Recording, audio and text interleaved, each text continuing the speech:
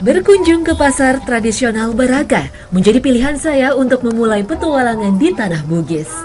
Pasar yang hanya ramai di hari Senin dan Kamis ini berada di Kabupaten Endrekang, Sulawesi Selatan.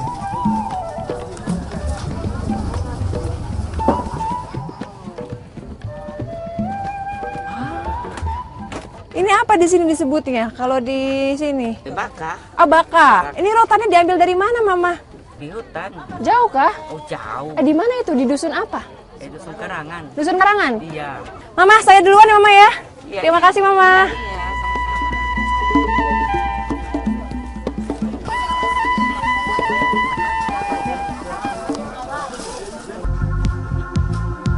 Mobil hardtop pertama kali dikembangkan di Jepang pada tahun 1951 hingga tahun 1954.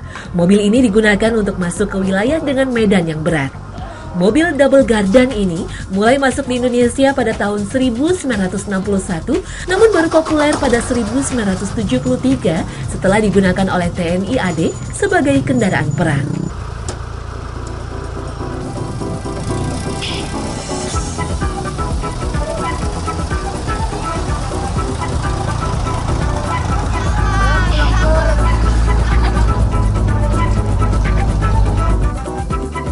Dusun Karangan terletak di kaki Gunung Latimojong, Kabupaten Endrekang, Sulawesi Selatan.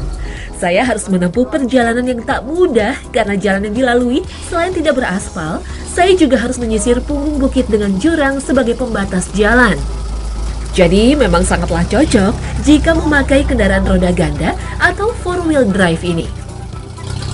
Selain kendaraan umum seperti truk, hardtop yang saya tumpangi ini juga melayani trayek Kecamatan Baraka Latimojong pulang pergi di hari pasar. Hanya dengan 30 sampai 40 ribu rupiah per orang, hardtop mengantar kita sejauh 60 km. Cukup murah bagi saya, mengingat medan yang ditempuh sangat berbahaya.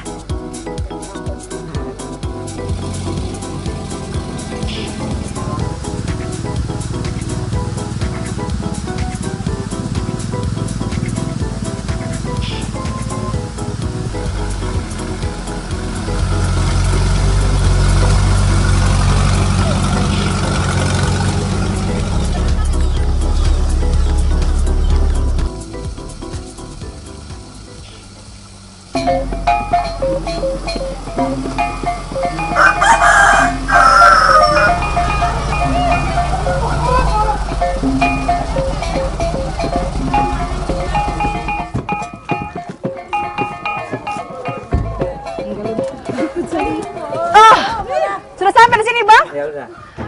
Akhirnya sampai juga di Dusun Karangan. Saya mau lihat ke dalam dusunnya seperti apa. Yuk. Makasih ya, Bang.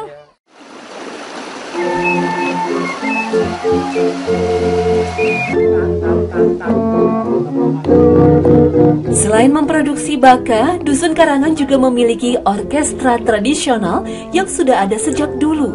Masyarakat memainkan alat musik dari bambu ini pada saat musim panen, pesta pernikahan, dan pesta rakyat. Tidak jarang juga dimainkan untuk konser musik bambu antar kelompok tani. Namun sekarang alat musik ini sudah bisa ditemukan saat pagelaran musik yang dilakukan oleh anak-anak sekolah.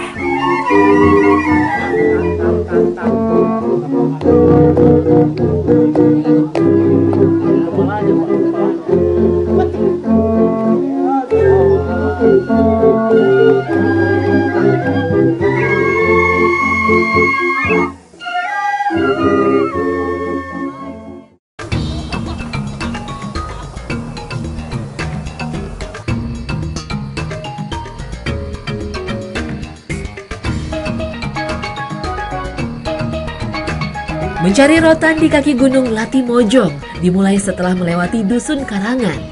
Jalan tanah dan menanjak pun langsung menyambut kami. Lokasi rotan yang akan kami cari berada di sekitar pos 2 jalur pendakian Gunung Latimojong. Tak heran jalan yang kami lalui sekarang semakin sempit dengan kondisi pepohonan yang rapat. Tohiti atau rotan banyak tersebar di daerah tropis seperti Afrika, Asia, dan Australia. Di Indonesia, tumbuhan yang masuk dalam kelompok palma ini tumbuh di 5 pulau besar, Sumatera, Jawa, Kalimantan, dan Sulawesi. Saya mencatat 70% kebutuhan rotan di dunia dipasok oleh Indonesia. Sisanya berasal dari Malaysia, Filipina, Sri Lanka, dan Bangladesh. Nah, ini rotannya. Ah, besar juga ini ya. Besar. Cuma satu, Pak. Ada juga di situ. Ada? Ada. Beberapa ya.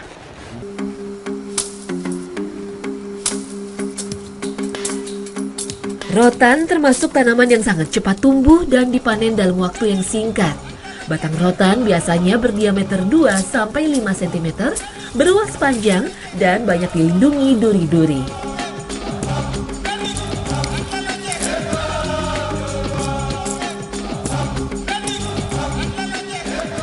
Dulu masyarakat di sini menggantungkan hidupnya dari rotan. Nah, itu dibuat macam-macam ya, Pak. Biasanya apa? Perabotan rumah, kursi, baka juga banyak banget.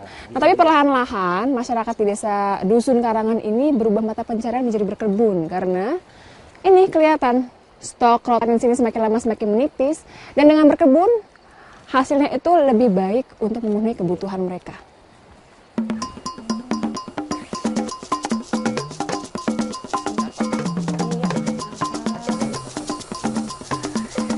Pak.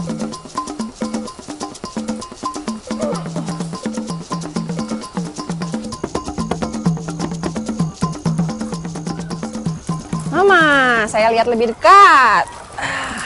Oh, ini sudah mau jadi. Saya perhatikan dulu ya, Mama. Iya, boleh.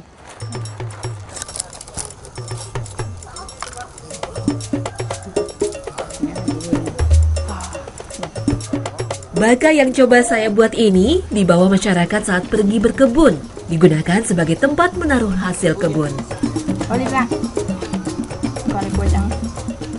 Jadi di Indonesia, selain ditemukan di sini, alat seperti ini juga bisa ditemukan di berbagai macam pelosok di Indonesia. Salah satunya di Kalimantan. Kalau di Kalimantan, istilahnya lanjung. Kalau di sini istilahnya baka. Jadi sebenarnya bukan tidak mungkin orang-orang di Dusun Karangan ini belajar dari nenek moyang yang sama seperti yang dari Kalimantan. Suku Dayak mulai menyebar ke Sulawesi sejak abad keempat saat kerajaan Kutai Hindu berdiri, yang ditandai oleh tingginya pertukaran budak antara raja-raja di Kalimantan dengan raja-raja di Sulawesi. Pertukaran inilah yang akhirnya menimbulkan akulturasi kebudayaan. Satu di antaranya adalah keterampilan membuat baka yang dimiliki warga Dusun Karangan.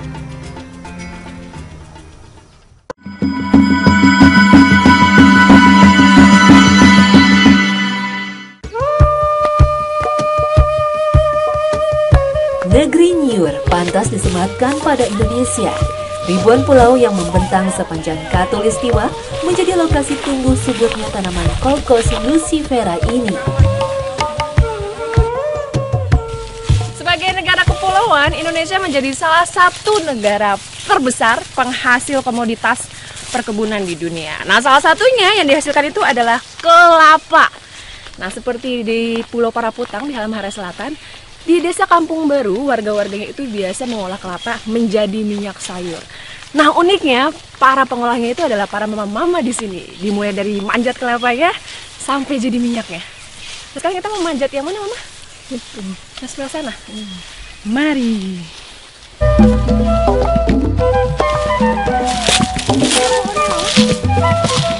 Tumbuhan dari suku Arecaceae ini tidak hanya diolah menjadi kopra, tetapi juga menjadi sumber bahan masakan sehari-hari. Terbiasa memanjat kelapa sejak masih kecil, memudahkan Mama Sitna dan Rakyat Mama, hati-hati, Mama. untuk mengambil buah-buah kelapa di ujung batangnya dalam waktu singkat. Tanpa pengaman, para mama menampaki setiap anak tangga yang dibuat dengan mengikis batang kelapa.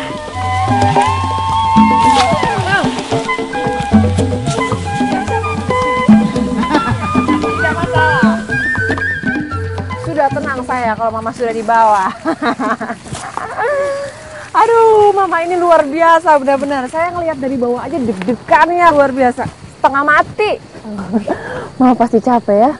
Ini kalau saya lihat pohon ini tingginya bisa sampai 15 meter. Belum anginnya gede, tinggi juga. Dan itu cuma untuk metik pohon kelapa, buah kelapanya. Nah, jadi ternyata para wanita di desa Kampung Baru ini memang biasanya suaminya itu pergi melaut. Jadi mau nggak mau para wanitanya itu metik pohon kelapa ya Mama ya, untuk menambahi biaya nafkah hidup itu. Ini saya ngeliatnya ngeri betul. Mama istirahat dulu di sini ya. Keren.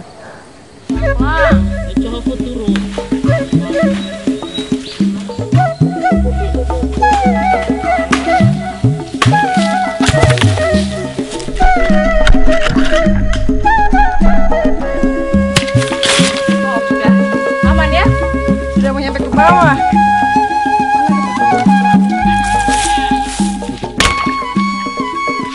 Nah, sebenarnya di sini tuh bukan cuma Mama Sitna sama Mama Rafia aja yang biasa metik kelapa. Jadi biasanya kalau di satu kawasan kebun kelapa itu masih banyak mama yang lain.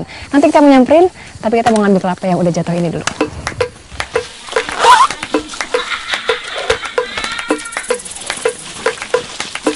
Berada jauh dari pulau utama Kabupaten Halmahera Selatan, membuat para mama Pulau Parapotan harus pintar memanfaatkan alam untuk memenuhi kebutuhan dapur. Salah satunya dengan membuat minyak goreng kelapa.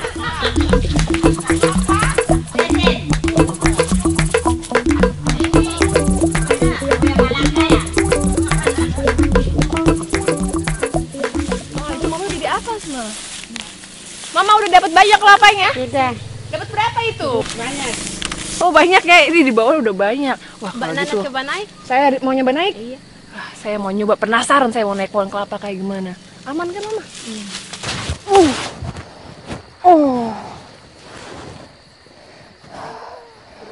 Mama, sudah sampai kan di sini saja ya?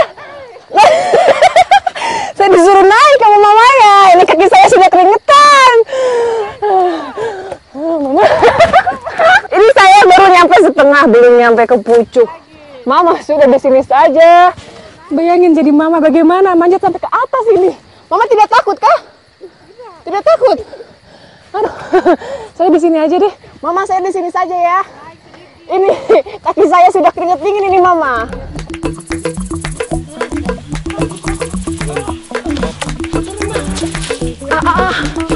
Sakit.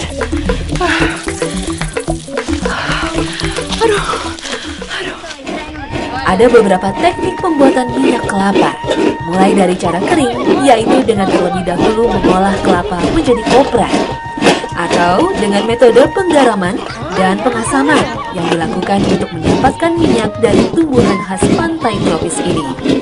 Sedangkan cara basah persis seperti yang dilakukan Mama Rapiah dan Sitna ini. Santan yang merupakan emulsi minyak dalam air ini dipanaskan. Pemanasan bertujuan untuk menghilangkan kandungan air dalam santan. Pemecahan sistem emulsi santan melalui proses denaturasi protein dengan pemanasan ini akan menghasilkan minyak. Akhirnya, protein tipis yang menyelimuti tetes-tetes minyak akan pecah dan bergabung membentuk kumpulan minyak.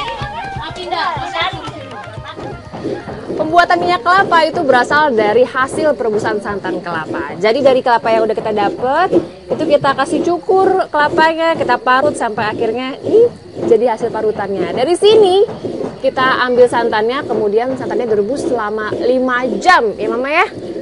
Ini nih, ini udah direbus selama 5 jam, udah kelihatan bedanya kalau minyaknya itu ada di atas sementara airnya di bawah. Nah, itu belum selesai. Minyak-minyak yang ada di atas ini kita kasih pisah, baru dimasak lagi. Itu baru namanya minyak kelapa. Oh, gitu caranya. Itu ampas-ampasnya juga ikut dimasak? Iya.